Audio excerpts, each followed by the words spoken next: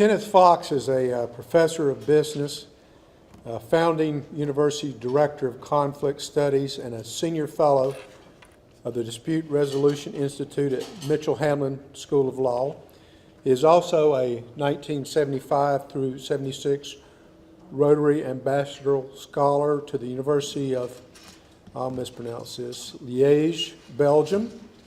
Professor Fox teaches a range of conflict theory and theory to practice courses to undergraduates, graduates, and professional students, and regularly teaches intensive courses designed for working professionals. His publications focus on negotiation, mediation, restorative justice, public engagement, and conflict theory. Outside of the university, Professor Fox has taught, trained, presented, and consulted relating to mediation, negotiation, and organizational conflict throughout the United States in a variety of settings, including courts, federal, state, and local government agencies, regulated industries, schools, universities, workers' compensation programs, and private and community organizations. Internationally, Professor Fox has taught, presented, and worked on a range of negotiation, mediation, and conflict transformation courses, seminars, presentations, or projects in Austria, Canada, England, France, Hong Kong, India, Italy, Latvia, mainland China, Mexico, Middle Eastern countries, Northern Ireland, Spain, and Turkey. Professor Fox has served as a U.S. State Department J.W. Fulbright Senior Specialist in Law and Peace, Conflict Resolution Studies at the Regda Graduate School of Law in Latvia, and has served as a Fulbright Peer Review in Peace and Law and Conflict Resolution Studies. Since 2001, he has been part of a series of ongoing U.S. State Department-funded civic education and conflict transformation projects working directly with Israel, Palestine, Jordan, and Lebanese educators and civic leaders. He recently completed developing mediation training materials for the Afghanistan Center for Alternate Dispute Resolution in Kabul, Afghanistan, and mediation curriculum materials for a new course offering at Kabul's 3 law schools in cooperation with the ADR, Dispute Resolution Center in Rome. Professor Fox currently serves on the editorial board of ADR World, a periodic publication of the Indian International ADR Association. Professor Fox. Thanks, Terry. Well, what Terry didn't say is that he and I know each other because we've had a chance to study together. And I appreciate that. You didn't have to read the whole darn thing. But the good news is I can now add Bloomington to the list. and I'm very, very thankful for that.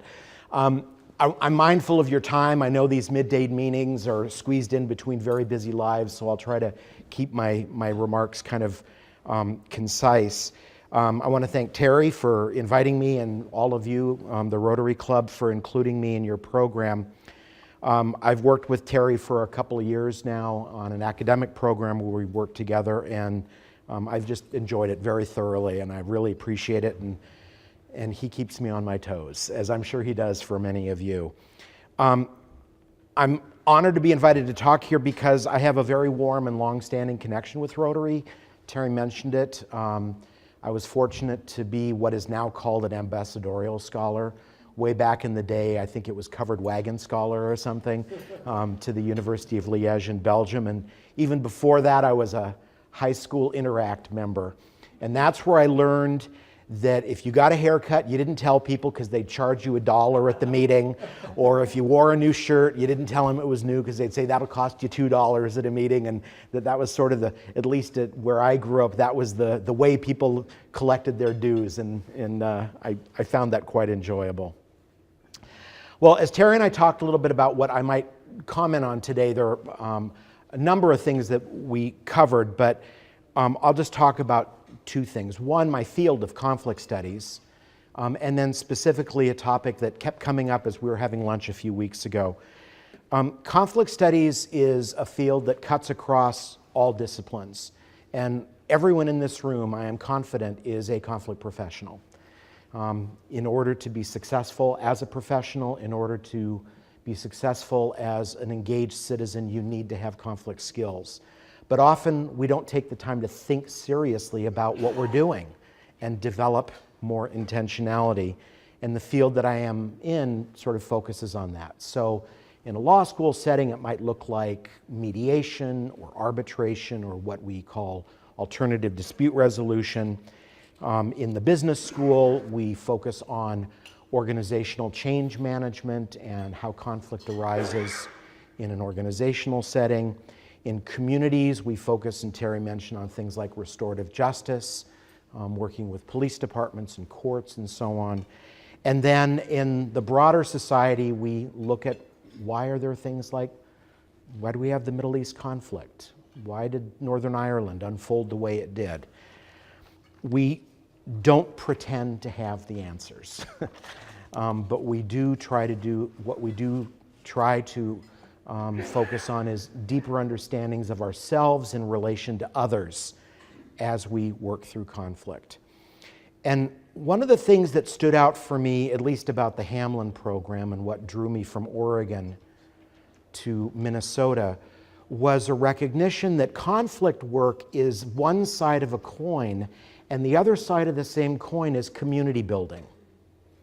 And that conflict work isn't all about fixing train wrecks. It's about understanding human interaction and human dynamics. And the theme that emerged as Terry and I had lunch a few weeks back was a question of what's happening with civic engagement these days. As we look at the tone and quality of our presidential primaries, as we look at, in recent years, the rise of the Occupy movement among youth, including one of my kids. More recently, as we look at the visibility of groups like Black Lives Matter, it raises questions of what does it mean to be an engaged citizen? What does it mean to be part of civil society?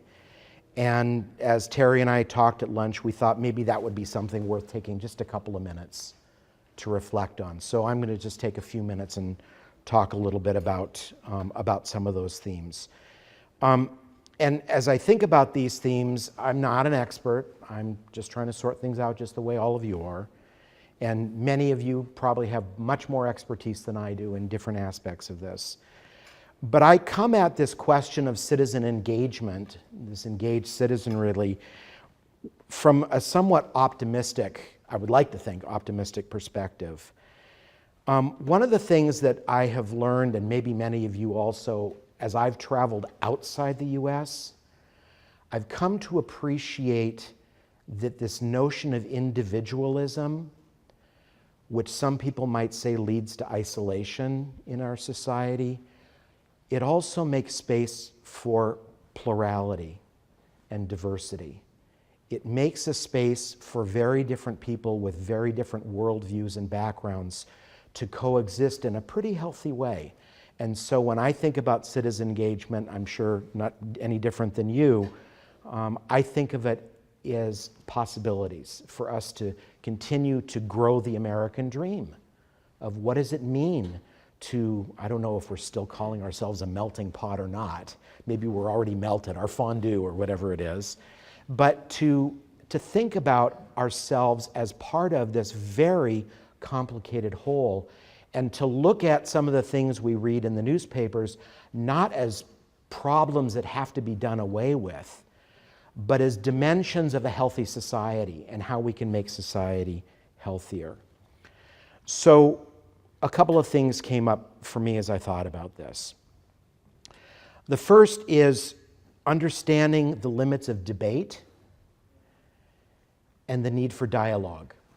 I'll go through a couple of themes.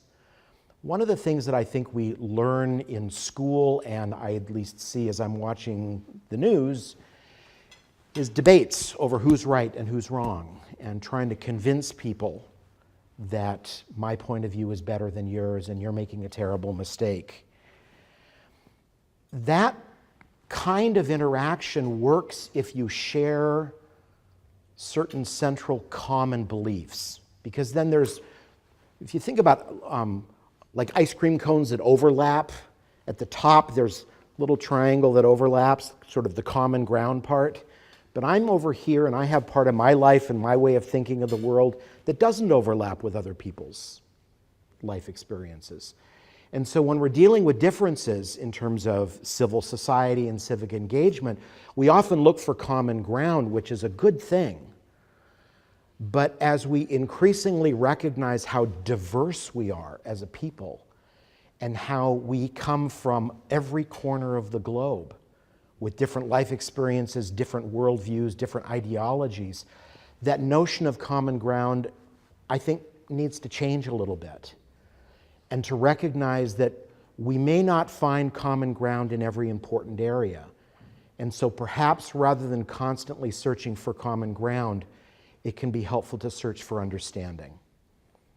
And understanding is that shift from debate to dialogue. So that's one of the things that sort of emerges when we think about civic engagement. How can we understand that arguing over something is valuable, but it has its limits? Another thing that emerges around civic engagement is the limits of individualism in terms of let me live my life, and understanding what some people in my field call resilience.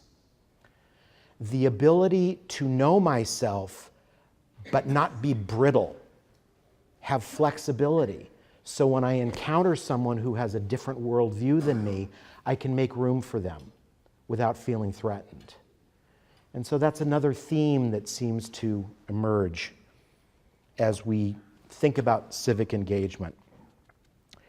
And then the third theme that seems to emerge, at least from my field, is the limits of tolerance and the need to replace tolerance with engagement. It's one thing to be tolerant, meaning let's agree to disagree, I can get along with you, but don't you get near me. And engagement, which is learning how to have warm relations with people who are very different than me and who have very different beliefs than I may have. Now, these are challenges, and one of the things that we think about, at least in my field around these challenges, is we think a lot about skills, what you can learn to do. And increasingly what we're learning in my field is that it's important to learn skills, but it's also important to learn how to look in the mirror and to develop reflective ability to recognize how I contribute to the conflicts that I complain of others about. To understand that my claim that I am right takes away space for you to express your rightness for you. And so a lot of conflict work is not about learning skills how to get other people to do what you want. It's learning how to be a little bit more humble, a little bit more modest, a little bit more willing to be open and to change within yourself. So that's one of the themes that really comes up as we in the field talk about public and civic engagement. Well, last October, my university, Hamline University, hosted a symposium, what we call an intentional conversation about public engagement and decision making.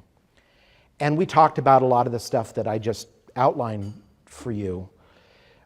But something else emerged out of the symposium that really took me a little bit by surprise. And it came out of a session, I happened to be the facilitator for that session, where a gentleman by the name of Rashad Turner, who's the leader of Black Lives Matter St. Paul, was on the panel. And as he talked about what motivates his reasons to protest, to go into the streets, something emerged from me that gave me a different kind of insight, not that I've had the answers, but into public engagement. And that is that we want to be inclusive. We want to have our communities be fully engaged. But there are some within our society, there are some within our own towns who, for whatever reason, feel like outsiders, like the system will not work for them. The system cannot work for them. And it may be that the reasons are right, or it may be that the reasons are wrong, but it's still an experience that they have. And so what Rashad and I we actually ended up writing an article about it, but what we ended up spending a lot of time talking about is, what does it mean to be an outsider when you want society to embrace you? And what is that experience like? And it gave me a little bit of a feel for why there might be, I don't have the answers, why there might be members of our own communities who we have trouble understanding. Why is it they don't take advantage of all the things that are available to all of us?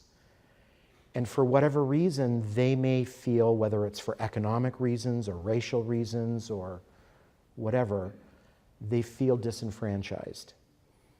And in order to be heard, they feel a need to engage in a way that may seem outside of ordinary channels. And I actually had Rashad come to one of my classes last week, and as we were talking about what his work involves, a couple of the students said, oh, yeah, I remember this. Dr. King and Gandhi and the civil rights movement, didn't they do similar kinds of things? And it struck me that, I don't know, I mean, I'm not here to judge, that there may be members of our own communities who are looking for ways to be heard, who are looking for ways to be included, and because the system doesn't speak to them, they may do things that may make me uncomfortable or make me wonder, well, why are you doing that? And to remember that we have a history of movements, a history of speaking out, and that's actually part of the beauty of our pluralistic society. So I don't want to become preachy about it, but it was an interesting insight for me because I identify with the dominant group. I'm a white, male, professional class. The system works for me. And we want the system to work for everyone. And if someone is speaking out against the system, it might be not with a destructive urge, but it might be because they don't know how else to be heard. Which leads me to a couple of sort of reflections, and I'll just leave it on this. That got me thinking a little bit about what is civility. And civility, I think, is something that needs to continue to evolve. I think, I don't know whether you would agree or not, but in many ways we think of civility as being nice, not necessarily Minnesota nice. I'm from Southern California originally. But civility is not about being nice. Civility is about being engaged. And even when it's a little bit uncomfortable, trying to open up our ears and our hearts to those who we assume have something that is important for them to say. That with civil engagement, I've got 3 kids in their 20s, and they would tell me over and over again, Dad, you are so privileged. And I go, what's this privilege thing? I think I'm starting to recognize privilege is something very real, and it has a social impact. And that I don't have to beat myself up for how I was born, but I do have a responsibility to recognize what privilege I might have and how to share some of that privilege with those in the community who don't have the luck of having been born into a comfortable surrounding or whatever it is. And it has caused me to think a little bit differently about dissent. Dissent is not destructive and a threat to me necessarily. It could be. Dissent could also just be a way of saying, I want to be heard. I want you to listen. So with that in mind, I looked around for some guiding principles, and there are lots of groups, lots of organizations, maybe many of you or some of you here do this professionally. I know those of you who work in public service and law enforcement, local government, you do this every single day, so I'm not telling you anything you don't already know quite well. But the principles that sort of arise for me there are 10 of them, and I'll just mention them briefly. As we think about civic engagement, to think of civic engagement not as doing an event, like let's have a hearing, and I used to represent local governments when I was practicing law, so I did my share of planning commission meetings and city council and county boards and so on, and they're very important, but they're events. And civic engagement is not about an event, it's about capacity building. It's about building relationships with and among communities, as Rotary does. I mean, you guys are leaders in this kind of work.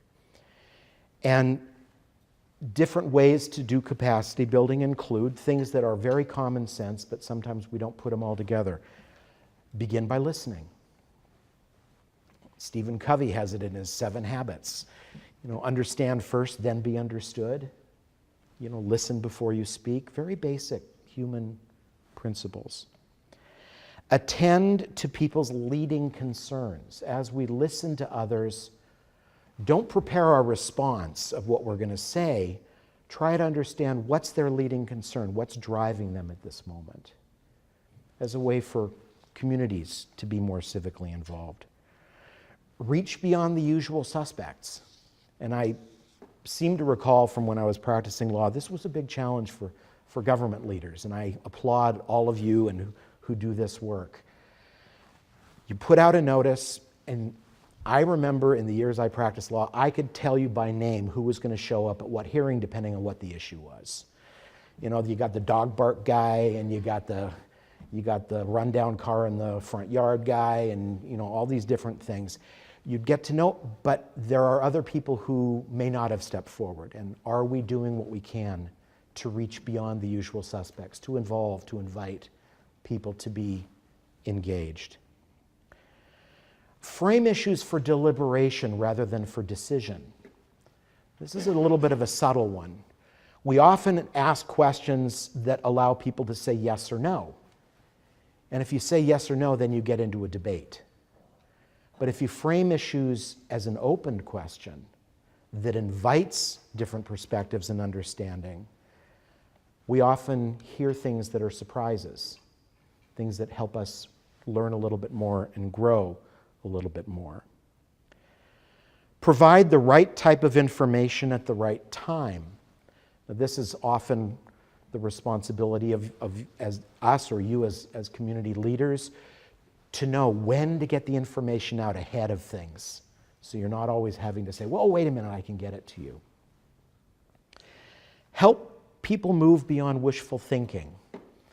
And this is the tough part, I think, for me, as I think a little bit about civic engagement. We want to encourage people to find their voice. We want to encourage people to speak up and speak out. But at a certain point, you start wanting to make promises that are a little bit unrealistic. You want people to feel good, but then you start saying, oh, we can do that. Oh, I wish we could do that. And what you're doing is you're creating satisfaction today, which is a setup for disappointment tomorrow. And so understanding that challenge of how to sort of manage expectations. What is possible? Let's do everything that is possible, but let's not make promises that aren't possible. Really, really difficult to do. Expect obstacles and resistance. That a well-run meeting or a well-run process does not mean that everyone's singing Kumbaya at the end. As much as I would love it in my classes or whatever it is, or whoever I'm working with. That resistance and obstacles are actually a healthy thing. They mean that people have the courage to say no.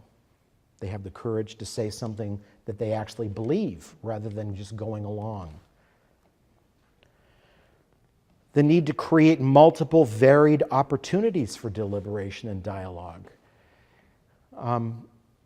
One thing that I've learned, and again, I haven't arrived on it, I'm a student like everybody else on this stuff, but one thing that I've learned in the classroom, actually working with folks like Terry and others, I used to think that distance education, that was bad. You got to be face-to-face with people. And then I started doing online discussions in my classroom and so on, and I suddenly realized that students who are very quiet in the classroom, who never raise their hand, who sit in the back row, and I think that they're on Facebook totally disengaged, they're the ones with the deepest insights when they have the privacy of their own computer and time to think.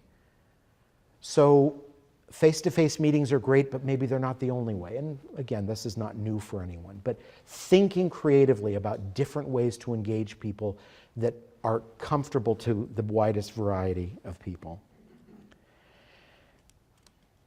The last two are, again, somewhat straightforward, but respond thoughtfully to public involvement. Rather than feel a need to be defensive or to react, think of the difference between reaction and response and be responsive. Be open to hear and to be engaged. And then finally, focus on building long-term capacity. We have an issue that's facing us today, but how does that fit 5 years from now or 10 years from now and so on down the road? Well, I don't think that any of these principles that I'm listing for you are new. My guess is that you know all of them in different ways. But one of the things that struck me, and I'll just circle around and end on this, is that civic engagement, which again, I'm speaking to the experts here, and Rotary is very much a leader in this, that civic engagement is a way of being. It's not something to do, it's something to be, which is one reason why I have such wonderful feelings toward Rotary, because I think that you embody so much of what this is reflected. But the one thing that sort of came out of Terry's and my conversations, and specifically this gathering of people, is the need to be aware of how we think about groups that seem to be outside, the outsiders, the Black Lives Matter groups, the Occupy groups, and to not react to them as somehow different, but to find ways to see them as part of who we are as a community. And I'll just end on that note. And thank you for letting me share some thoughts with you.